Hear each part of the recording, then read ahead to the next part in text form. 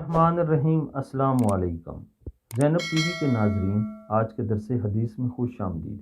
ناظرین کرام، آج کے درس حدیث کا موضوع ہے حالت نماز میں چوری۔ حضرت محمد رسول خدا صلی اللہ علیہ وآلہ وسلم نے فرمایا، سب سے بڑا چور وہ ہے جو نماز میں چوری کرتا ہے۔ پوچھا گیا، یا رسول اللہ صلی اللہ علیہ وآلہ وسلم، نماز میں کوئی چوری کیسے کر سکتا ہے؟ فرمایا، رکوع و سجود کو مکمل اور صحیح طرح ادا نہ کرنا۔ ناظرین کرام، مفہوم حدیث یہ ہے کہ جو لوگ تیز تیز نماز پڑھتے ہیں اور ان کی سپیڈ اتنی تیز ہوتی ہے کہ نہ وہ ٹھیک طریقے سے رکوع کر سکتے ہیں نہ ہی سجدہ مکمل کرتے ہیں، ان لوگوں کے لیے کہا گیا ہے کہ وہ اللہ تعالیٰ کے سامنے کھڑے ہو کر جو عبادت کر رہے ہیں اس میں بھی چوری کر رہے ہیں۔